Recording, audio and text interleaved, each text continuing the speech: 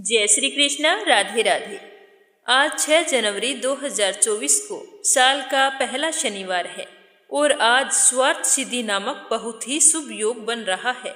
ज्योतिष शास्त्र के अनुसार आज के दिन हम अगर काले कुत्ते को तेल से चुपड़कर रोटी खिलाते हैं या चींटियों को शक्कर मिला हुआ आटा डालते हैं तो सभी तरह के कष्टों से मुक्ति मिलती है और धन लाभ होता है। सूर्य पुत्र शनि देव को भाग्य संवारने वाला माना गया है। पौष का महीना सूर्य देव को समर्पित है और आज हम शनिवार को सूर्य पुत्र शनि देव की पूजा श्रद्धा भाव से करेंगे तो पूरे साल हम पर शनि देव का आशीर्वाद बना रहेगा। शनि देव को प्रसन्न करने के लिए हनुमान जी की पूजा अर्चना करना भी बहुत ही शुभ माना जाता है। कहा जाता है कि मंगलवार और शनिवार के दिन अगर हम सुंदरकांड का पाठ करते हैं और हनुमान जी को सिंदूर का तिलक लगाकर गुड़ और चने का भोग लगाते हैं तो शनि के सभी तरह के दोष दूर हो जाते हैं। तो शनि देव की कृपा पाने के लिए पहले सुनते हैं शनि स्तोत्र और उसके बाद में शनि देव की कथा। तो आप सभी इसे श्रद्धा पूर्वक पूरा सुनना और शुरू करने से पहले कमेंट बॉक्स में जय हो शनि देव की अवश्य लिखना। शनि देव महाराज की जय हो। जिसके शरीर का वर्ण कृष्ण नील तथा भगवान शंकर के समान है उन शनि देव को नमस्कार है। जो जगत के लिए कालंगनी एवं कृतांत रूप है उन शनैश्चर को बार बार नमस्कार है। जिनका शरीर कंकाल जैसा मांसहीन तथा जिनकी दाढ़ी मूंछ और जटा बड़ी हुई है उन शनि देव को नमस्कार है। जिनके बड़े बड़े नेत्र, पीठ में सटा हुआ पेट और भयानक आकार है उन शनैश्चर देव को नमस्कार है। जिनके शरीर का ढांचा फैला हुआ है, जिनके रोए बहुत मोटे हैं, जो लंबे चौड़े किंतु सूखे शरीर वाले हैं तथा जिनकी दाढ़ें काल रूप हैं उन शनि देव को बार बार प्रणाम है। हे शनि देव, आपके नेत्र कोटर के समान गहरे हैं, आपकी ओर देखना कठिन है। आप घोर रौद्र, भीषण और विकराल है, आपको नमस्कार है। वली मुख, आप सब कुछ भक्षण करने वाले हैं, आपको नमस्कार है। सूर्य नंदन, भास्कर पुत्र, अभय देने वाले देवता, आपको प्रणाम है। नीचे की ओर दृष्टि रखने वाले शनि देव, आपको नमस्कार है। संवर्तक, आपको प्रणाम है।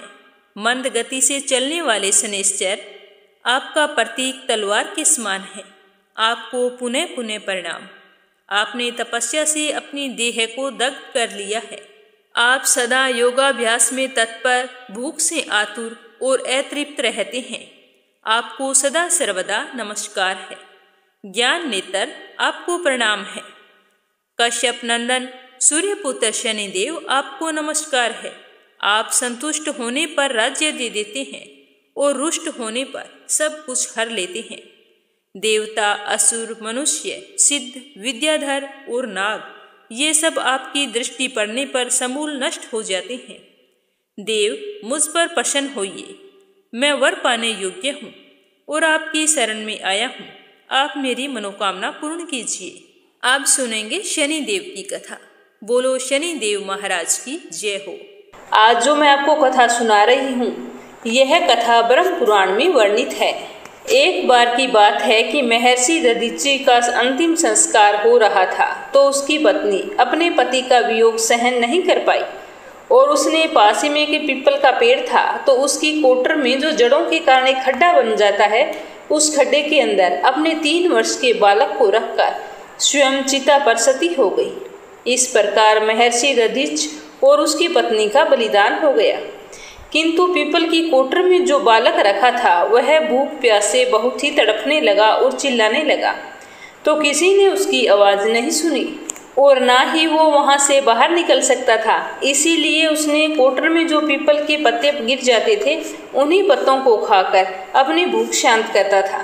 धीरे धीरे वह बड़ा होने लगा और वहीं पीपल के पेड़ के नीचे रहने लगा।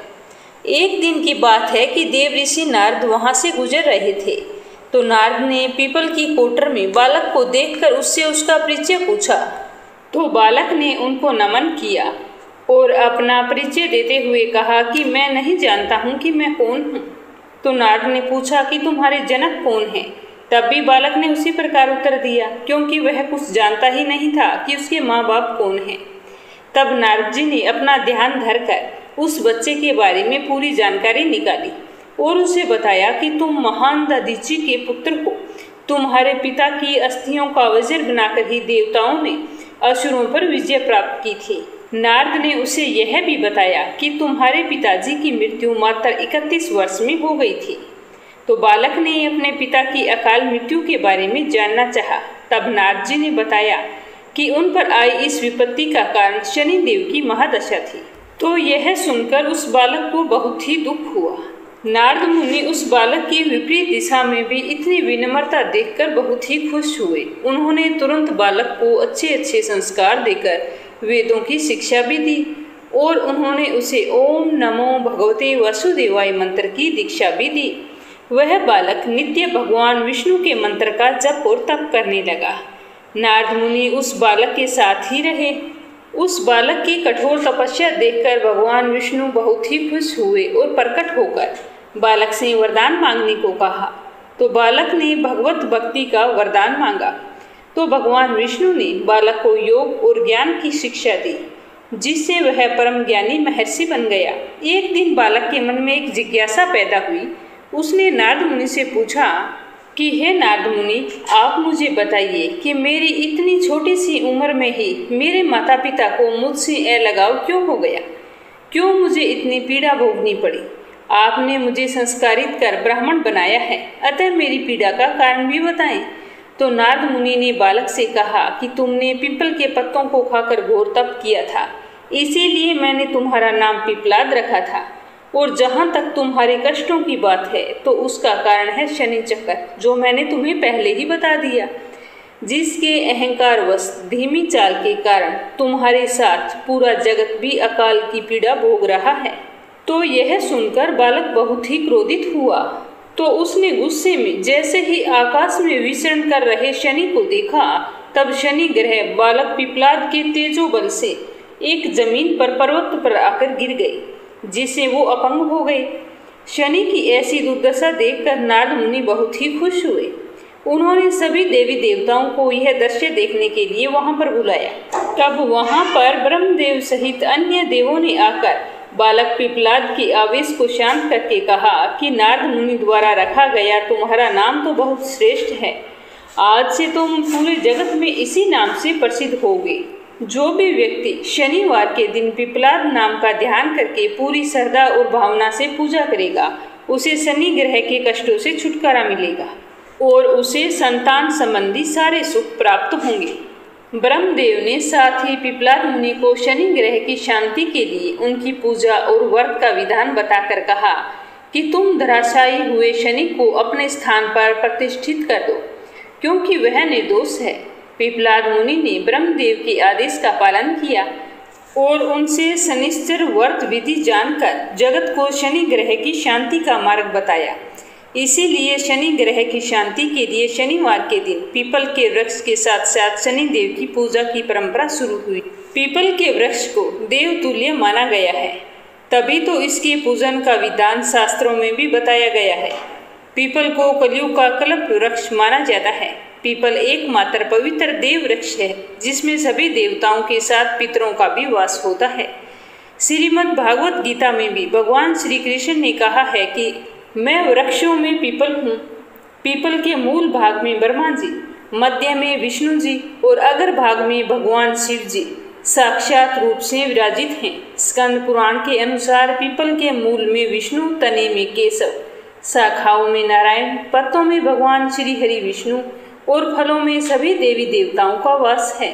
शास्त्रों में सोमवार के दिन से लेकर शनिवार तक पीपल के वृक्ष में एक दीपक जलाना और जल अर्पित करना बहुत ही शुभ माना गया है। और वहीं रविवार के दिन पीपल के वृक्ष में ना तो जल डालना चाहिए और ना ही पीपल के वृक्ष की पूजा करनी चाहिए। कहा जाता है कि इस दिन माँ लक्ष्मी की बहन अलक्ष्मी का वास पीपल के पेड़ पर होता है। अगर हम रविवार के दिन पूजा करते हैं तो हमारे घर में दरिद्रता का वास होता है। पीपल के वृक्ष को कभी भी काटना नहीं चाहिए। ऐसा करने से पितरों को कष्ट मिलते हैं, जिससे वंश वृद्धि की हानि होती है।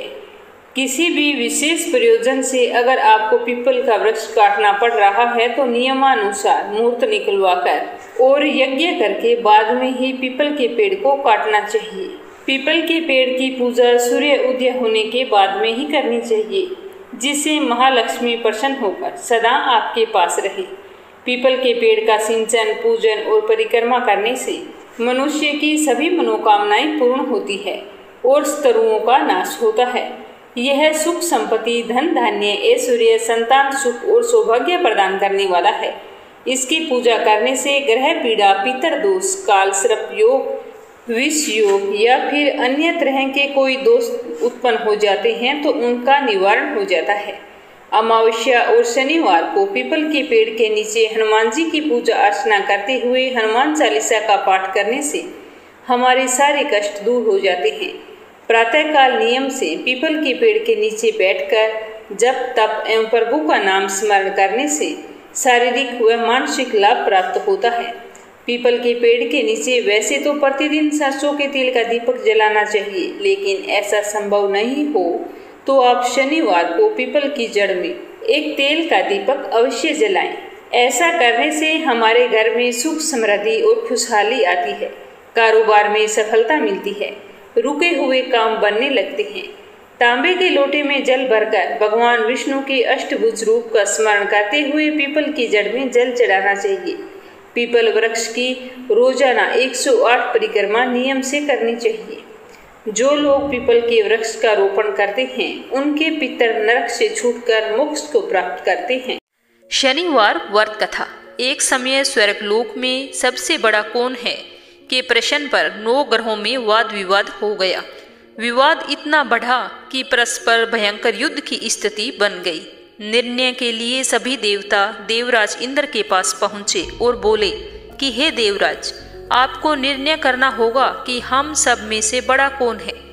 तो देवताओं का प्रश्न सुनकर देवराज इंद्र उलझन में पड़ गए। इंद्र बोले, मैं इस प्रश्न का उत्तर देने में असमर्थ हूँ। हम सभी पृथ्वीलोक में उज्जैनी नगरी में राजा विक्रमादित्य के पास चलते हैं। देवराज इंद्र सहित सभी ग्रह उज्जैनी नगरी पहुँचे। महल में पहुंचकर जब देवताओं ने उनसे अपना प्रश्न पूछा तो राजा विक्रमादित्य भी कुछ देर के लिए परेशान हो उठे, क्योंकि सभी देवता अपनी अपनी शक्तियों के कारण महान थे। किसी को छोटा या बड़ा कह देने से उनके क्रोध के प्रकोप से भयंकर हानि हो सकती थी।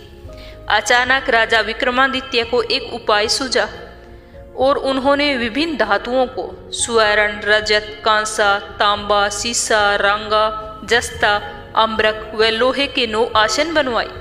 धातुओं के गुणों के अनुसार सभी आसनों को एक दूसरे के पीछे रखवाकर उन्होंने देवताओं को अपने अपने सिंहासन पर बैठने को कहा। देवताओं के बैठने के बाद में राजा विक्रमादित्य ने कहा कि आपका निर्णय तो स्वयं ही हो गया। जो सबसे पहले सिंहासन पर विराजमान है वही सबसे बड़ा है। राजा विक्रमादित्य के निर्णय को सुनकर शनि देवता ने सबसे पीछे आसन पर बैठने के कारण अपने को छोटा जानकर क्रोधित होकर कहा कि राजा विक्रमादित्य, तुमने मुझसे सबसे पीछे बैठाकर मेरा अपमान किया है। तुम मेरी शक्तियों से परिचित नहीं हो, मैं तुम्हारा सर्वनाश कर दूंगा।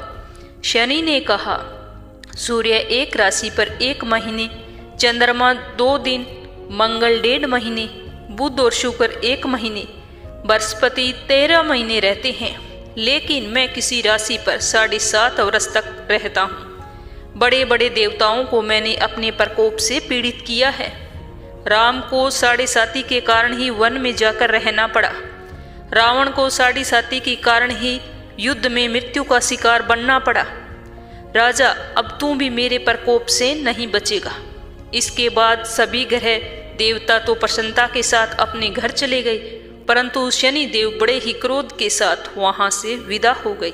राजा विक्रमादित्य तो पहले की तरह ही न्याय करते रहे। उनके राज्य में सभी स्त्री पुरुष बहुत ही आनंद से जीवन व्यापन कर रहे थे। कुछ दिन ऐसे ही बीते, उधर शनि देवता अपने अपमान को नहीं भूले थे। विक्रमादित्य से बदला लेने के लिए एक दिन शनि देव ने घोड़े के व्यापारी का रूप बनाया और बहुत से घोड़ों के साथ उज्जैनी नगरी जा पहुंचे। जब राजा विक्रमादित्य ने राज्य में किसी घोड़े के व्यापारी के आने का समाचार सुना तो वे अपने अश्वपाल को कुछ घोड़े खरीदने के लिए वहां भेज दिया। घोड़े बहुत कीमती थे। अश्वपाल ने जब वापस लौटकर इस संबंध में राजा को बताया तो राजा विक्रमादित्य ने स्वयं आकर एक सुंदर व शक्तिशाली घोड़े को पसंद किया। घोड़े की चाल देखने के लिए राजा उस घोड़े पर सवार हुए तो वह घोड़ा बिजली की गति से दौड़ पड़ा। तेजी से दौड़ता हुआ घोड़ा राजा को दूर एक जंगल में ले गया और वहां फिर राजा को गिराकर जंगल में कहीं गायब हो गया। राजा अपने नगर को लौटने के लिए जंगल में भटकने लगे, लेकिन उन्हें लौटने का कोई भी रास्ता नहीं मिला। राजा को भूख प्यास लग गई। बहुत घूमने पर उसे एक चरवाहा मिला। राजा ने उस चरवाहे से पानी मांगा। पानी पीकर राजा ने उस चरवाहे को अपनी अंगूठी दे दी। फिर उससे रास्ता पूछकर वो जंगल से निकलकर पास के नगर में पहुंचे। राजा ने एक सेठ की दुकान पर बैठकर कुछ देर आराम किया। उस सेठ से राजा ने बातचीत की तो राजा ने उसे बताया कि मैं उज्जैनी नगरी से आया हूँ। राजा के कुछ देर दुकान पर बैठने से सेठ जी की बहुत ही बिक्री हुई। सेठ ने सोचा कि राजा तो बहुत ही भाग्यवान है और खुश होकर अपने घर भोजन के लिए ले गए। सेठ के घर में सोने का एक हार खूंटी पर लटका हुआ था। राजा को सेठ जी उस कमरे में छोड़कर कुछ देर के लिए बाहर आ गए। तभी एक आश्चर्यजनक घटना घटी। राजा के देखते ही देखते सोने के उस हार को खूंटी निगल गई। सेठ ने कमरे में लौट कर देखा तो हार तो गायब था। चोरी का संदेह राजा पर ही किया, क्योंकि उस कमरे में राजा अकेला ही बैठा था। सेठ ने अपने नौकरों से कहा कि इस परदेसी को रस्सियों से बांधकर नगर के राजा के पास ले चलो। राजा ने विक्रमादित्य से हार के बारे में पूछा तो उसने बताया कि उसके देखते ही देखते खूंटी ने हार को निगल लिया है। इस पर राजा ने क्रोधित होकर चोरी करने के अपराध में विक्रमादित्य के हाथ पांव काटने का आदेश दे दिया। तो आदेश अनुसार राजा के हाथ पांव काट दिए और उसे नगर की सड़क पर छोड़ दिया। कुछ दिन बाद एक तेली ने उसे वहां से उठाकर अपने घर ले गया और उसे अपने कोलू पर बैठा दिया। राजा आवाज देकर बैलों को हाँकता रहता। इस तरह तेली का बैल चलता रहा। राजा को भोजन मिलता रहा। शनि के प्रकोप की 7.5 पूरी होने पर वर्षा ऋतु आरंभ हुई। राजा विक्रमादित्य एक रात मेघ मल्हार गा रहा था। राजा की आवाज बहुत ही सुंदर थी। तभी नगर के राजा की लड़की मोहिनी रथ पर सवार होकर उस तेली के घर के पास से गुजरी। उसने राजा का राग सुना तो उसे बहुत ही अच्छा लगा और दासी को भेजकर गाने वाले को बुला लाने को कहा। दासी ने लौटकर राजकुमारी को अपंग राजा के बारे में सब कुछ बता दिया। राजकुमारी उसके गीत से इतनी मोहित हुई कि उसने सब कुछ जानकर भी अपंग राजा से विवाह करने का निश्चय किया। राजकुमारी ने जब अपने माता पिता से यह बात कही तो वो हैरान रह गई। रानी ने मोहिनी को समझाया कि बेटी, तेरे भाग्य में तो किसी राजा की रानी होना लिखा है, फिर तुम उस अपंग से विवाह करके अपने पांव पर कुल्हाड़ी क्यों मार रही हो। तो राजकुमारी ने अपनी जिद नहीं छोड़ी।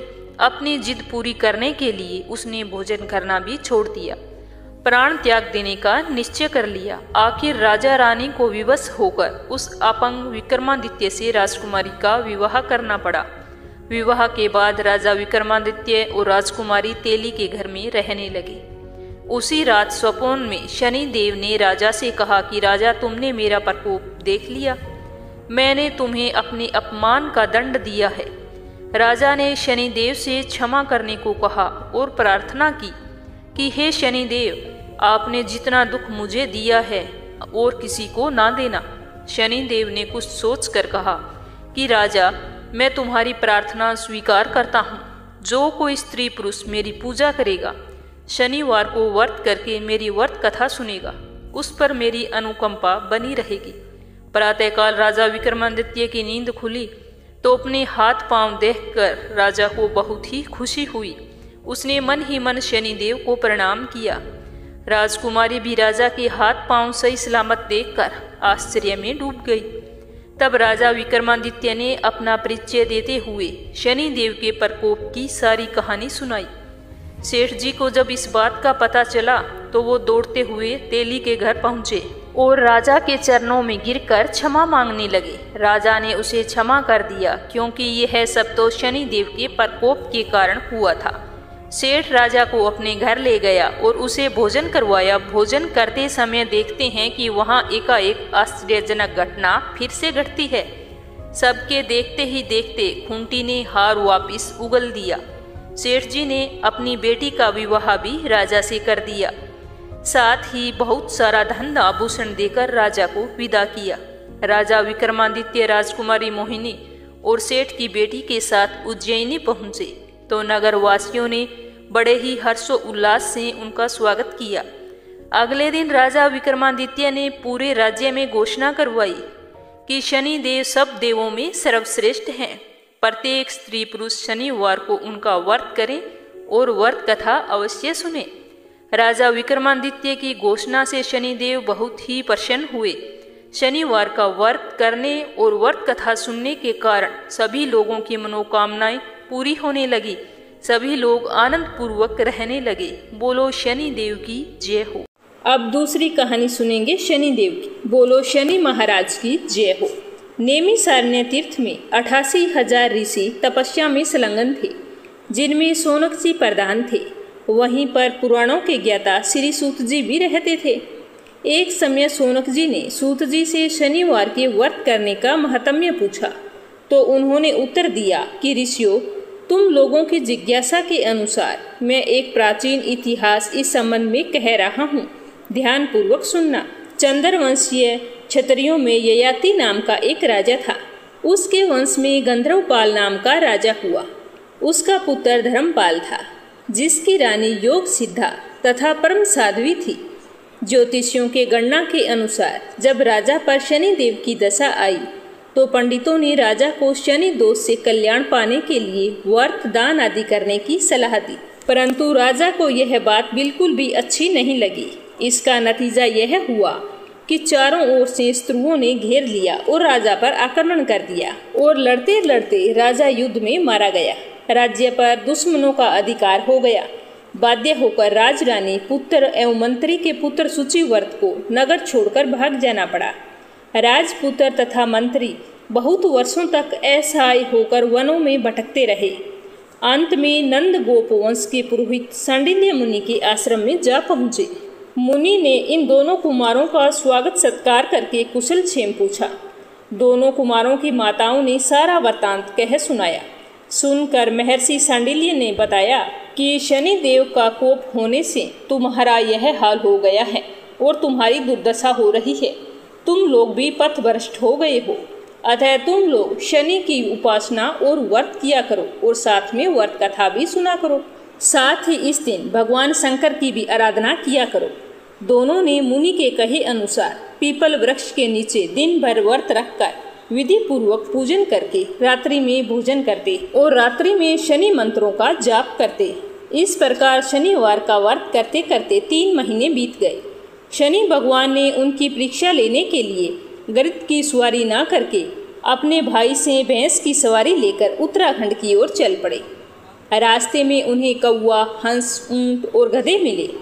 कौवे ने शनिदेव से पूछा कि महाराज, इस विकराल भयंकर वेश में आप किधर जा रहे हैं? तो शनिदेव ने कौवे को उत्तर दिया कि मैं सीधे को उल्टा कर देता हूँ।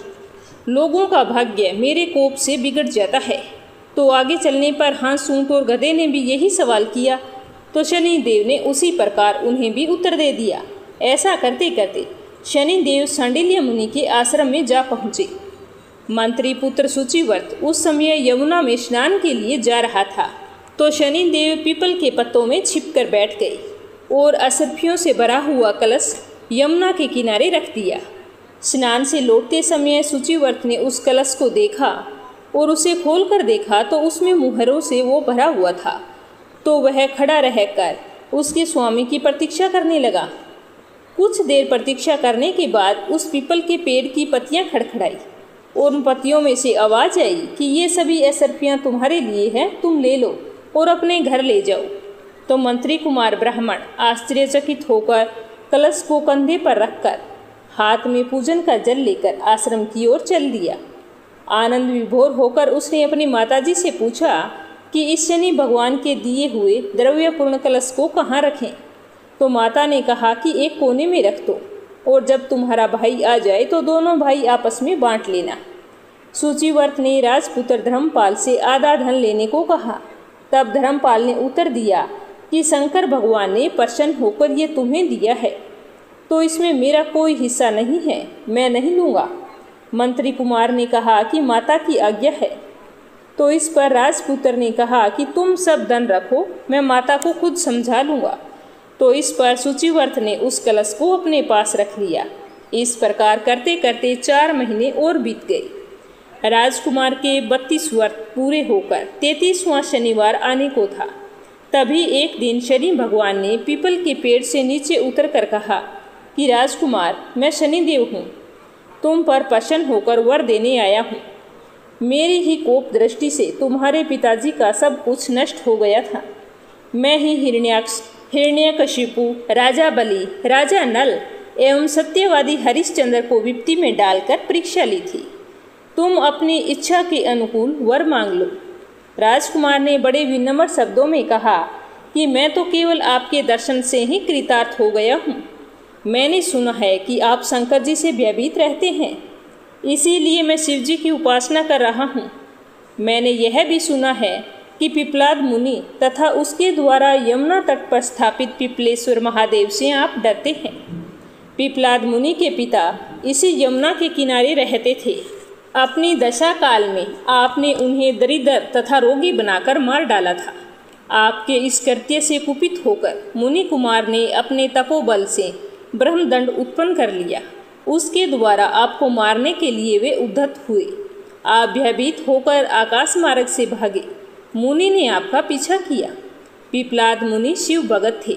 उन्होंने ब्रह्मदंड की मार से आपके दोनों पैर तोड़कर बेकाम कर डाले। यह देखकर शंकर भगवान ने दोनों भक्तों को बचा लिया। शंकर भगवान ने पिपलाद मुनि को समझाकर कहा कि शनि को मत मारो, वह मेरा ही शिष्य है, तू जो चाहे वरदान मांग ले। तो पिपलाद ने कहा कि मैं आपके कहने पर ही इसे छोड़ रहा हूँ। पैर बेकाम होने के कारण अब ये ज़्यादा भाग दौड़ नहीं कर सकेंगे। इनका एक नाम मंद भी होगा। मैं आपसे यह वरदान मांगता हूँ कि मेरे द्वारा स्थापित इस पिपलेश्वर का दर्शन करने तथा मेरा स्मरण करने से आप किसी को ना सतावें। राजकुमार ने शनिदेव से कहा कि यह कथा मैंने अपनी माता से सुनी है। मैंने पिपलेश्वर महादेव की आराधना की है, अतः आप अपना क्रूर प्रभाव मुझ पर से हटा ले। तो यह सुनकर शनिदेव ने कहा कि तुम सच कह रहे हो, मैं तुम्हारी बातों की सत्यता को स्वीकार करता हूँ। राजकुमार, अवश्य तू मेरे गुरु का शिष्य है। ऐसा कहकर शनिदेव वहाँ से अंतर्ध्यान हो गए। दूसरे दिन जब राजकुमार यमुना में स्नान करने आया तो रास्ते में एक रतन कुंड सरोवर देखा, जिसके किनारे पर रत्नों से भरे हुए 100 स्वर्ण कलश रखे हुए थे। उसी स्थान पर तपस्या करते हुए एक वृद्ध ब्राह्मण ने राजकुमार को कहा कि ये रत्नों से भरे हुए कलश तुम घर ले जाओ। तो राजकुमार ने निष्प्रय होकर कहा कि मुझे धन नहीं चाहिए, मैं तो अपने पिता के गए हुए राज्य को पुनः प्राप्त करने के लिए तपस्या कर रहा हूँ, शनिदेव तथा भगवान शिव की आराधना कर रहा हूँ। इतना कहकर राजकुमार वहाँ से चला गया। दूसरे दिन राजकुमार जब फिर उसी मार्ग से आ रहा था तो उसे बीच रास्ते में एक अप्सराओं का समूह क्रीड़ा करता हुआ मिला। अप्सराओं की स्वामिनी ने आकर राजकुमार से विवाह करने का प्रस्ताव किया और कहा कि इंद्रलोक में लेकर जाऊंगी। तो राजकुमार ने उससे उसका परिचय पूछा तो उसने सब कुछ बता दिया। जानने पर राजकुमार ने कहा कि मुझे किसी बात की इच्छा नहीं है, तुम लोग ऐसा करने के लिए मुझे क्यों दुराग्रह कर रहे हो। मैं अपने पिता का गया हुआ राज्य पाने के लिए तप कर रहा हूँ। बहुत ही दुखी होकर राजकुमार स्नान करने के लिए चला गया। इस तरह शनिदेव बार बार उसकी परीक्षा ले रहे थे, लेकिन उसने अपना काम पूरा करने की मन में ठान रखी थी। वह अपने उद्देश्य से विचलित नहीं हुआ। फिर एक दिन राजकुमार उसी मार्ग से लौट रहा था तो उसने देखा कि वही अप्सरा अपने पिता विद्रुम केतु के साथ वहां पर खड़ी थी। तो गंधर्वराज ने कहा कि हे राजकुमार, मुझे पिपलेश्वर शिवजी की आज्ञा हुई है कि मैं तुम्हारे पिता का राज्य शत्रु से जीत कर तुम्हें लौटा दूं और अपनी रूपसी कन्या का विवाह भी तुमसे कर दूं। अतः तुम मेरे साथ चलो, मेरी विशाल सेना तुम्हारे साथ है। इसके बाद गंधर्वराज विद्रुमकेतु ने उसे अपने साथ लेकर उसके सभी शत्रुओं को पराजित करके राज्य का उद्धार किया और राजकुमार को सिंहासन रूढ़ किया। अपनी रूपसी कन्या का विवाह भी उस राजकुमार के साथ कर दिया। इस तरह शनिदेव की कृपा से राजकुमार का मनोरथ सफल हुआ। उसने ब्राह्मण पुत्र सूचिव्रत को अपना मंत्री बना लिया और स्वयं राज्य संचालन करने लगा। इसीलिए कहा जाता है कि शनिवार के दिन जो मनुष्य शनिदेव का व्रत करता है तथा कथा सुनता है, उसके सभी दुख दूर हो जाते हैं। यदि वह निर्धन है तो गुड़ चने का भोग लगाकर व्रत करें और कथा सुने तो शनि देव प्रसन्न होकर सारे मनोरथ सफल कर देते हैं। बोलो शनि भगवान की जय हो।